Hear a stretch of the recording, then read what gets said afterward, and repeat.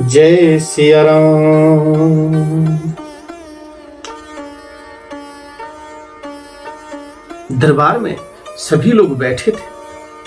तभी जनक जी महाराज ने बंदी जन को बुलावा भेजा। बंदी जन सुनते ही आए दरबार में और बोले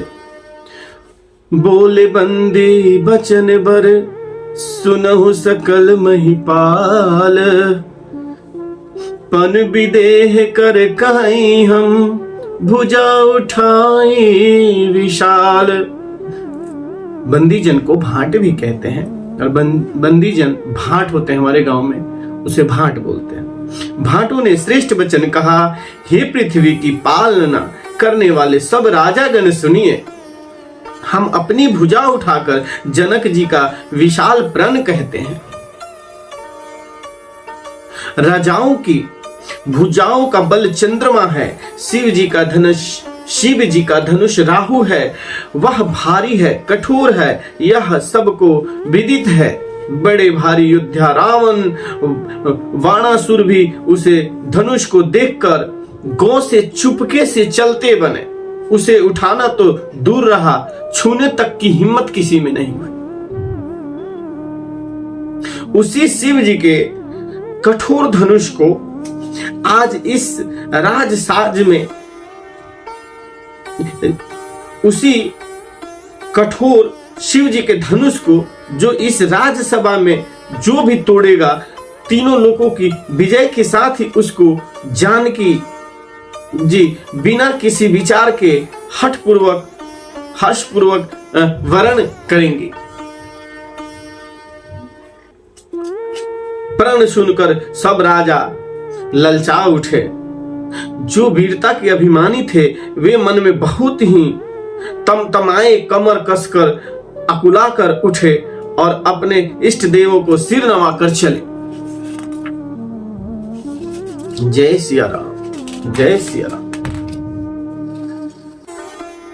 वे तमक्कर बड़े ताव से शिव जी के धनुष की ओर देखते हैं और फिर निगाह जमाकर उसे पकड़ते हैं। करोड़ों भांति से जोर लगाते हैं पर वह उठता ही नहीं। जिन राजाओं के मन में कुछ विवेक है वे धनुष के पास ही नहीं जाते। वे मूर्ख राजा तमक कर किटकिटाकर धनुष को पकड़ते हैं, परंतु जब नहीं उठता तो लजाकर वहां से चले जाते हैं। मानो वीरों की भुजाओं का बल पाकर वह धनुष अधिक अधिक और भारी होता जा रहा है। तब 10,000 राजा एक ही बार धनुष को उठाने लगे, तो भी वह उनके टाले नहीं टलता। शिव जी का वह धनुष कैसे नहीं डिगता था। जैसे कामी पुरुष के वचनों से सती का मन कभी चलायमान नहीं होता, सेम उसी प्रकार से पापी राजा उस धनुष को जैसे जैसे हाथ लगाते थे और भारी होता था। सब राजा उपहास के योग्य हो गए। जैसे वैराग्य के बिना सन्यासी उपहास के योग्य हो जाता है, कीर्ति विजय बड़ी वीरता, इस सब को वे धनुष के हाथों बरबस हार कर चले। राजा लोग हृदय से हार कर श्रीहीन हतप्रभ हो गए और अपने अपने समाज में जा बैठे। राजाओं को असफल देखकर जनक अकुला उठे और ऐसे वचन बोले जो मानो क्रोध में सने हुए थे। दीप दीप के भूपति नाना, आए सुनी हम जो पन उठाना। देव दनुज धरि मनुज शरीरा, विपुल वीर आए रणधीरा। मैंने जो प्रण ठाना था उसे सुनकर द्वीप द्वीप के अनेकों राजा आए। देवता और दैत्य भी मनुष्य का शरीर धारण करके आए तथा और भी बहुत से रणधीर वीर आए, परंतु धनुष को तोड़कर मनोहर कन्या, बड़ी विजय और अत्यंत सुंदर कीर्ति को पाने वाला मानो ब्रह्मा ने किसी को रचा ही नहीं। कहूं काई यह लाभ न भावा, काहू न शंकर चाप चढ़ावा। रहो चढ़ाऊ बतोरब भाई, तिल भरी भूमि न सके छड़ाए।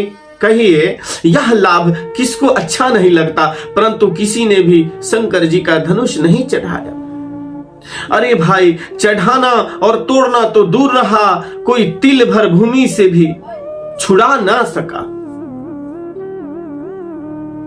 अब कोई वीरता का अभिमानी नाराज न हो। मैंने जान लिया पृथ्वी जो है, ये पृथ्वी वीरों से खाली है। अब आशा छोड़कर अपने अपने घर जाओ। ब्राह्मणों सीता का विवाह, ब्राह्मणे सीता जी का विवाह लिखा ही नहीं। यदि प्रण छोड़ता हूं तो पुण्य जाता है मेरा, इसलिए क्या करूं, कन्याकुमारी ही रहे। यदि मैं जानता कि पृथ्वी वीरों से शून्य है तो प्रण करके अपना उपहास का मैं पात्र नहीं बनता। जनक के वचन सुनकर सभी स्त्री पुरुष जानकी जी की ओर देखकर दुखी हुए, परंतु लक्ष्मण जी तमतमा उठे।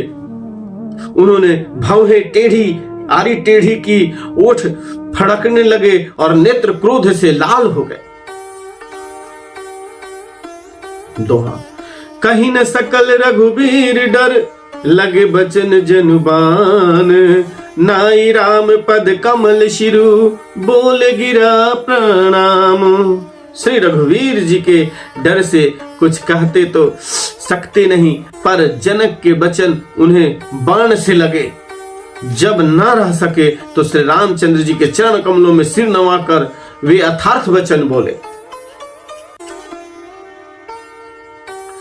रघुवंशियों में कोई भी जहां होता है, उस समाज में ऐसे वचन कोई नहीं कहता जैसे अनुचित वचन रघुकुल शिरोमणि श्री राम जी को के उपस्थिति जानते हुए भी जनक जी ने कहे हैं। ये सूर्य कुल रूपी कमल के सूर्य शून्य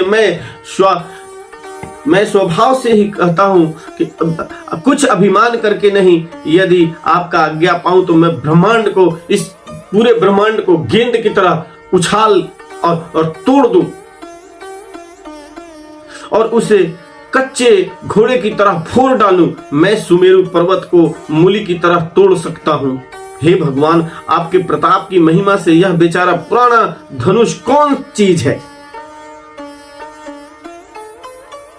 ऐसा जानकर हे नाथ, आज्ञा हो तो कुछ खेल करूं। उसे भी देखिए, धनुष को कमल की डंडी की तरह चढ़ाकर उसे 100 योजन दौड़ा लिए जाऊंगा। हे नाथ, आपके प्रताप के बल से धनुष को कुकुर मुत्ते बरसाती छत्ते की तरह तोड़ दूं।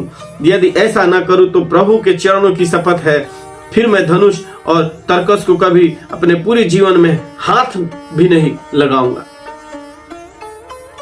लखन सकोप बचन जे बोले, डगमागे मई दी गज डोले। सकल लोग सब भूप डराने, सियहि हर्ष जनकु सकुचाने। ज्यों ही लक्ष्मण जी क्रोध भरे वचन बोले कि पृथ्वी डगमगा उठी और दिशाओं के हाथी कांप गए। सभी लोग और सब राजा डर गए। सीता जी के हृदय में हर्ष हुआ और जनक जी सकुचा गए।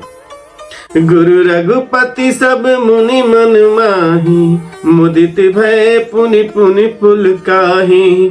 गुरु विश्वामित्र जी, श्री रघुनाथ जी और सब मुनि मन में प्रसन्न हुए और बार बार पुलकित होने लगे। श्री रामचंद्र जी ने इशारे से लक्ष्मण को मना किया और प्रेम सहित अपने पास बुलाकर बैठा दिया। विश्वामित्र उसी समय विश्वामित्र समय शुभ जानी, बोले अति स्नेह में बानी। उठहु राम भंजहु भव चापा, मिटहु तात जनक परितापा। विश्वामित्र जी शुभ समय जानकर अत्यंत प्रेम भरी वाणी बोले, हे राम उठो, शिव जी का धनुष तोड़ो और हे तात जनक का संताप मिटाओ। सुन गुरु बचन चरण सिरुनावा, हर्ष विषाद न कछूर आवा, ठाठे भय उठ सहज सुभाए, ठवनि जुबा मृगुराज लजाए। गुरु के वचन सुनकर श्री राम जी ने चरणों में सिर नवाया। उनके मन में न हर्ष हुआ न विषाद, और वे अपनी एड़ खड़े होने की शान से जवान सिंह को भी लजाते हुए सहज स्वभाव से ही उठ खड़े हुए। आज फिर इसी दोहा पे विश्राम देंगे। उदित उदय गिरि मंच पर, रघुबर बाल पतंग, बिकस संत सरोज सब, हर्ष लोचन भृंग। सियावर रामचंद्र की जय।